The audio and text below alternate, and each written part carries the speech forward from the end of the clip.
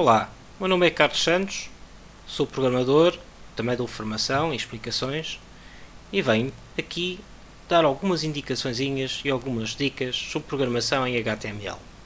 Neste primeiro vídeo vamos ter uma pequena introdução sobre o que é a internet e o que são estes protocolos de internet. Para já, vamos então pensar na grande nuvem que é a internet. Temos aqui vários computadores ligados, entre eles, entre várias redes, vários países, vários locais, em que, neles, quando nos ligamos, passamos a fazer parte desta rede. Está aqui o nosso computadorzinho ligado. Temos então aqui o nosso computador ligado e o nosso computador vai receber, quando se liga à rede, um endereço de rede. São chamados os endereços IP de Internet Protocol. E, por exemplo, suponhamos que recebemos o endereço 85.241.44.222. Ou seja, o nosso computador na rede é identificado com este número. Quando nos ligamos à internet e ativamos um browser, por exemplo o Chrome, e vamos aceder a um determinado site de internet, neste caso vou colocar o endereço do meu site cmmps.me, o que acontece é que o computador vai à internet, vai procurar este servidor e vai então buscar ao servidor este conteúdo HTML. Ora bem, para acontecer isto, o que é que acontece? Eu tenho que ter um servidor na rede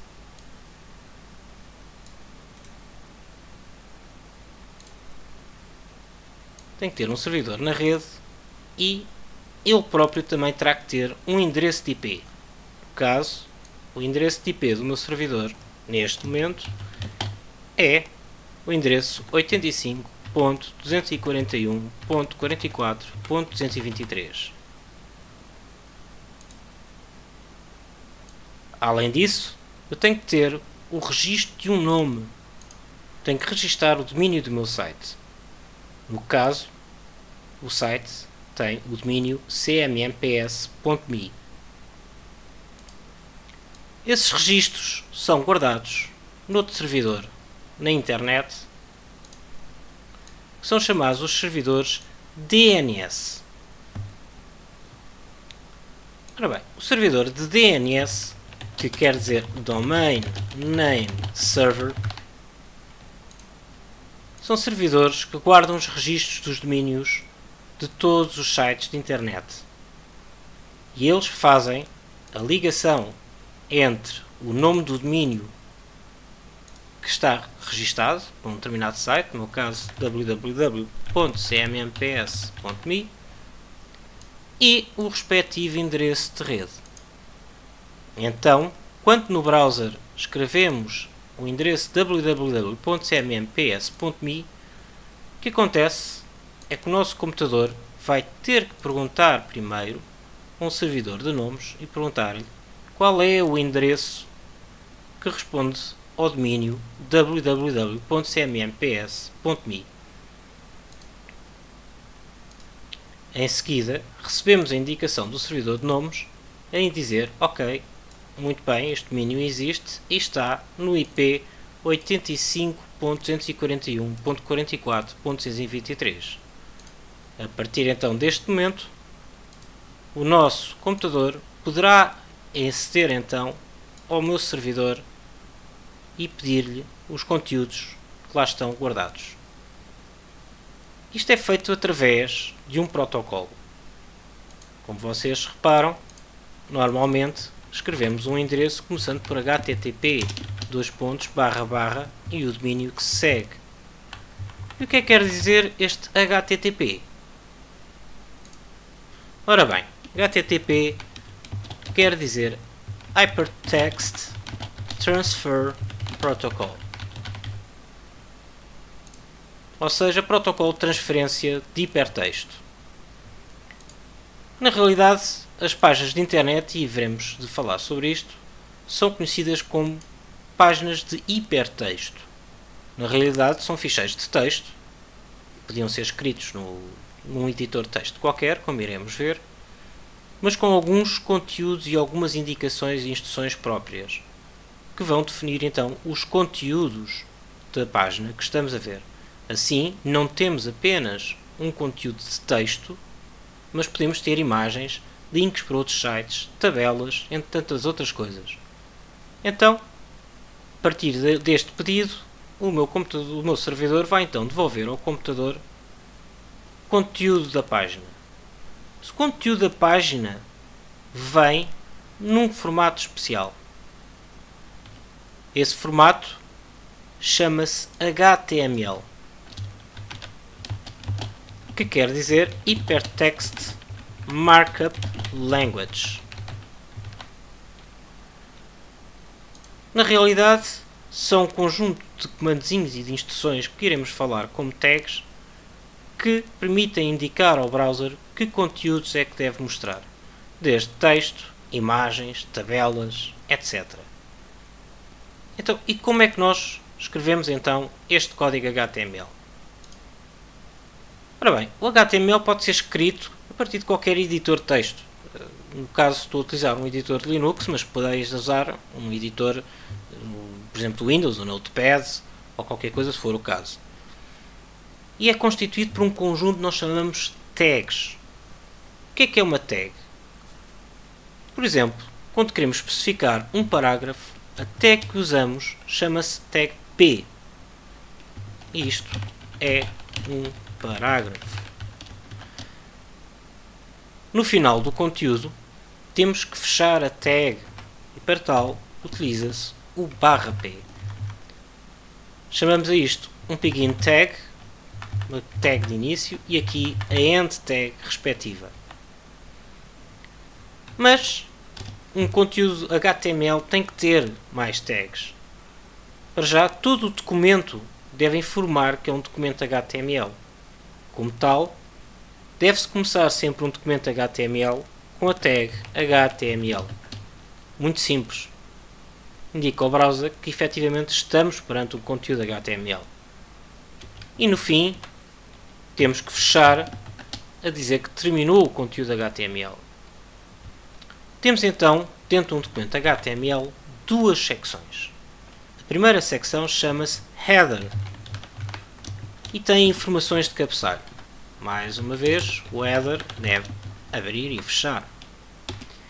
Dentro do header, o que temos não é diretamente visualizado no nosso browser, a nível de conteúdo do documento.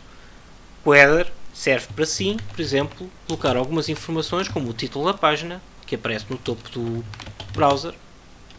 Este é o título da página, por exemplo. E entre outras informações, como incluir código JavaScript, estilos, informações meta, que são normalmente úteis para browsers e para motores de busca.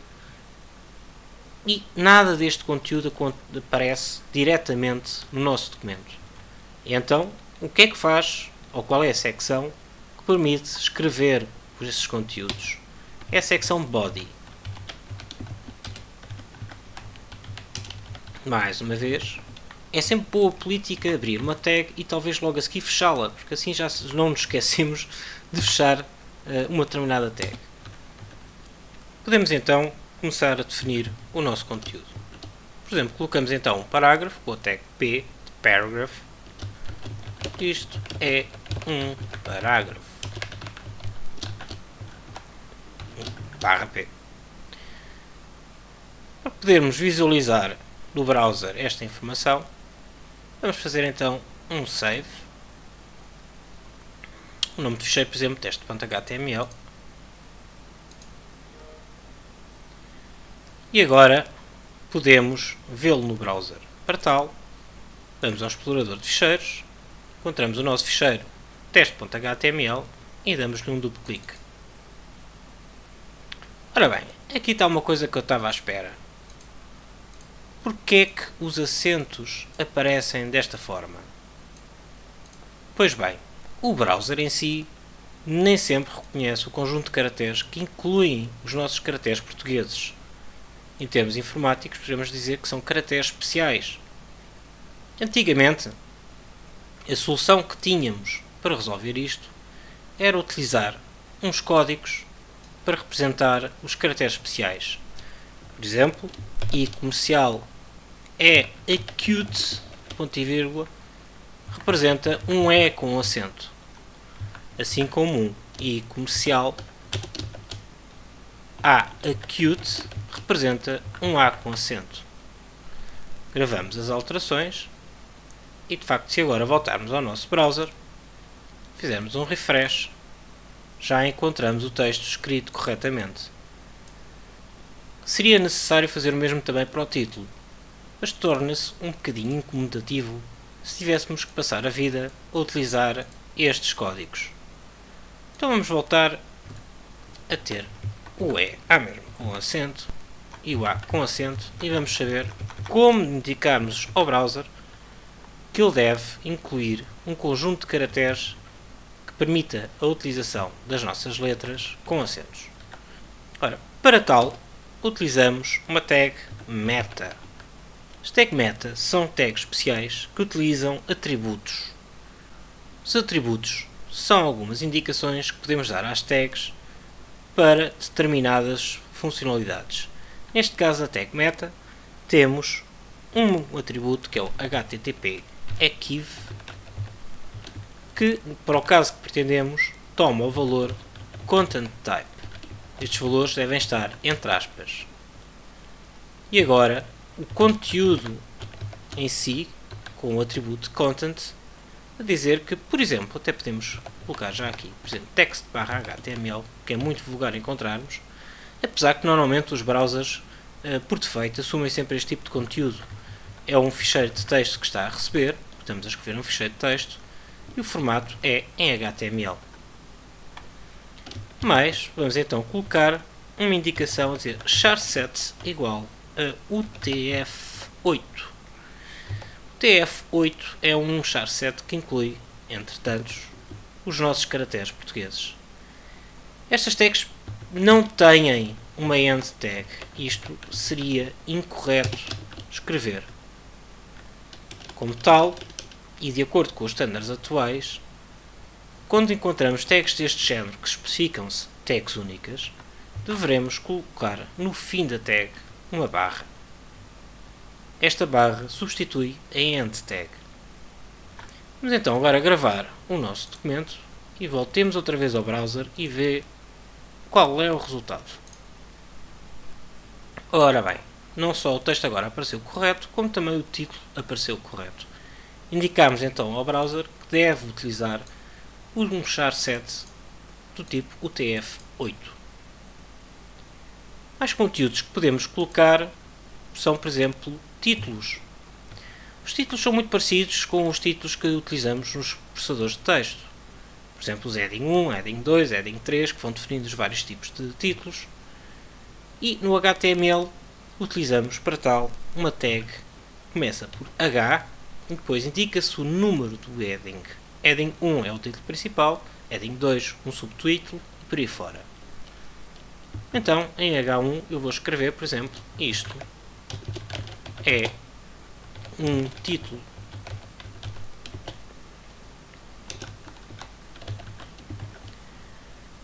Gravamos então o nosso ficheiro e, indo ao browser, vamos fazer um refresh e vamos encontrar então o nosso título.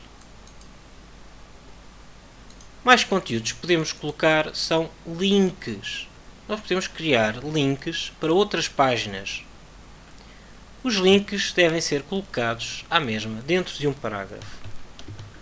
Eu agora vou colocar o nosso parágrafo em parágrafos diferentes e atenção a um pormenor. Quando nós damos Enter ou escrevemos até vários espaços num texto, o browser normalmente vai, por defeito, omitir todos os espaços extra. Ele aceita apenas um único espaço. Iremos ver, se quisermos colocar mais do que um espaço, como o fazer. Mas para já vamos focar na questão do link.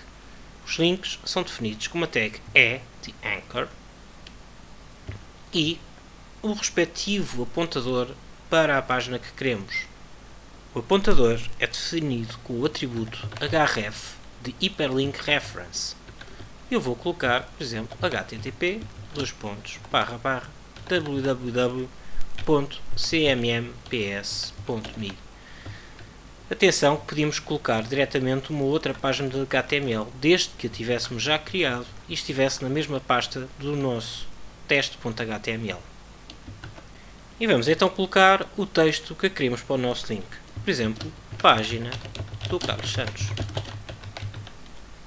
E, mais uma vez, terminamos a indicação do hiperlink.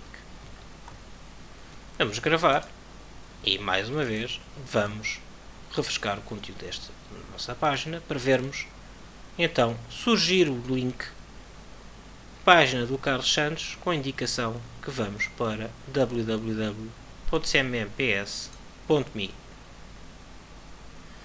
Vamos fazer back. E, por exemplo, queremos colocar uma imagem. Para colocarmos imagem, lembramos-nos de uma coisa. Os ficheiros HTML são ficheiros de texto.